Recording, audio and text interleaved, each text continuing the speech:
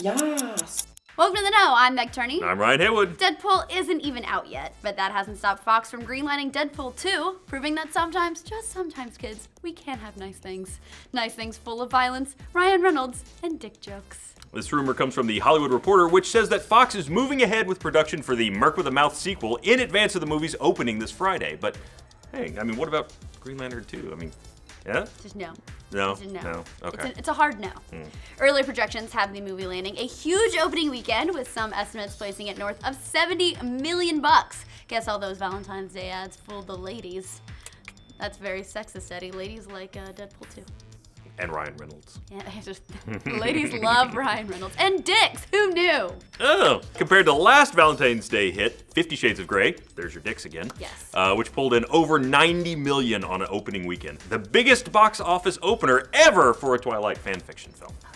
It's not mind-blowing, but still very respectable for a movie with a reportedly modest budget. Do you think people made the trade-off? Like, hey, okay.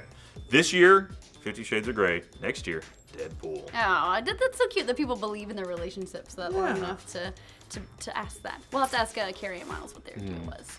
The movie's limited budget is still undisclosed, but overall, less committed money from Fox seems to have been a very good thing. Last year, Ryan Reynolds said that having the small budget meant they could make the exact movie that they wanted to make without as many hands at Fox jumping in. Yeah, you don't want too many hands all over your small budgets. It's really, just one is... Anyway, it seems to have worked. The sequel so far has the original creative team behind the original back on board, minus the director, who is expected to join soon. Fox is apparently keen on getting the whole Red Band back together again, which is quite different than how they used to handle the movies.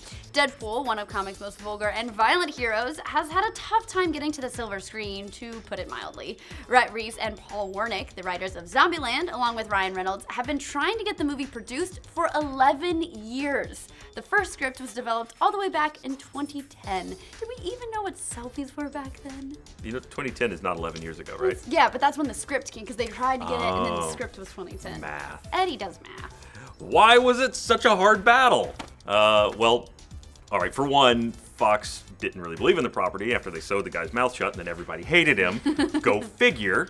I mean, X-Men Last Stand was kind of a... Yeah. And there was also Ryan Reynolds, who was sort of given the label of box office leper, thanks to that, what was it? Giant pile of shit. Green Lantern. Yeah, not getting Green Lantern too.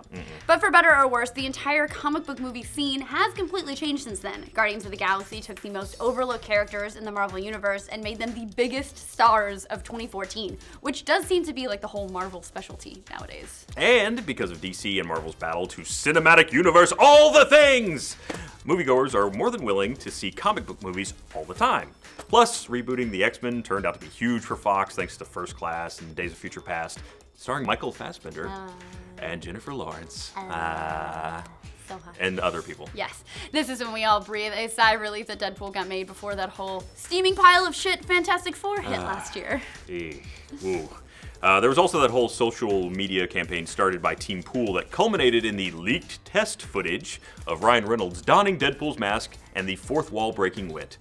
That video going viral basically forced Fox to fast-track Deadpool into its current release. I mean, come on. We all know that that leak was intentional at this point. I mean, Ryan Reynolds himself pretty much confirmed it on Jimmy Fallon this week, saying he's only about 70% sure it wasn't him. So why is this whole R rating such a big deal for studios anyway? Well, nobody can really pinpoint exactly how or why it happened. The R rating has basically been anathema for the movie studios since mid-2000s. Part of this had to do with the decline that Hollywood saw at the box office starting around that same time, which led movie theaters to start demanding fewer R-rated movies to get a wider audience into theaters. This period also saw the rise of effects-laden superhero movies, which could cram more fantasy-style violence in exchange for the gun blazers of the past, which hasn't stopped today's PG-13 movies from having way more gun violence than R-rated movies, by the way. That's according to a study from Ohio State University. But at least they don't say fuck more than once. You only get one. One fuck. One fuck. Damn, now we're R-rated. It's increasingly rare to see a movie with the kinds of box office numbers that it looks like we're going to see from Deadpool or last year's 50 Shades of whatever, which is really odd considering that 20 years ago, R-rated movies were constantly top 10 hits. I guess everyone just stopped liking boobs and blood and... It's not true. People foul love 'em language and more than ever. naked boobs. Put some blood on the boobs. Sometimes butts. Yeah, why put blood on all of it? Given the apparent success of a hard R Deadpool movie, does that mean that we can finally see more mature takes on comic book franchises? I mean, after all, it's not like comic book characters are as clean cut as they end up being on the silver screen, where superheroes go to stop drinking, swearing, and putting blood on butts. Of course, exempting movies like Kick-Ass. Right. Those are, and those really bad Punisher movies. And Watchmen, there was an ass in that, right? I think there was a lot. There was a lot dong. That full-on dong, all right? Yeah. Yeah, okay. To be fair, none of those were actually commercial successes, though. They got the dog out. While comic book movies are currently riding an all-time high, it's only a matter of time before people get sick of Batman and Superman grumbling at each other moodily, or finally give up on keeping track of the 8,000 characters that are ultimately going to end up in all those Infinity Wars movies. Giving comic book characters a more mature treatment, especially when it's authentic to the heart and soul of the comic rather than being dark and gritty for being dark and gritty's sake, is clearly already resonating with moviegoers in Deadpool. The recent content of Netflix's Daredevil series is really a strong indication as well that maybe audiences are ready for some of these properties to transition out of the whole PG-13 area where most studios seem to feel like they belong. Oh, they're growing up. I know. I mean, how amazing would it be to get like a mature Wolverine movie? That dude is like whoring and fighting and killing like all the time. He is such a lady person. He's so muscly. He is pretty muscly. Or maybe like a Batman story focusing on one of the more darker tales like The Killing Joke. Oh, The Killing Joke. Pick a controversial one there. Many are speculating that the Deadpool sequel could be a lead-in to an X-Force movie, which Reynolds has already said he wants to do. The X-Force tends to be a bit rougher than their X-Men counterparts, so an R-rated super team film would actually be pretty perfect for them as well.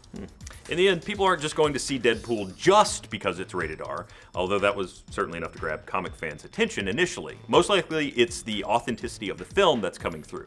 Yes, it's an authenticity which includes crude jokes and most likely tons of dismemberment. The team at Fox is doing an amazing job of marketing this movie in a way that's absolutely in tone. And that goes a lot further than just throwing money at bizarre viral marketing schemes like the Turkish airline ads and interviews with Lex Luthor in Wired. We're looking at you, Batman vs. Superman.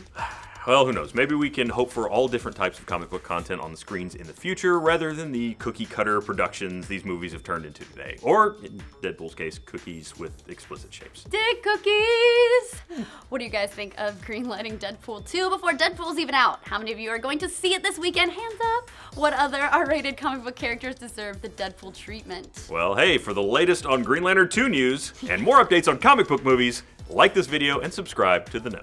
I did say Horin at one point. Yeah, Horin! Look at you! That's Wolverine! You're playing fast and loose, Rai. Wolverine is such a man whore. He's all about the Horin. I mean, there was also an anthem? Never heard that word before. Anathema? An anthem? I don't know if I'm saying it right, but... I'd never heard that word before, Anathema? and I very was like... That's what I said, right? When you said it like it was spelled, and I was like, ooh, look at that. It's not anathema, it's anathema. It means like not, doesn't gel, like not, it's polar opposite, like black and white. I'm learning so much. Like oil and water. Like you and me. Yeah!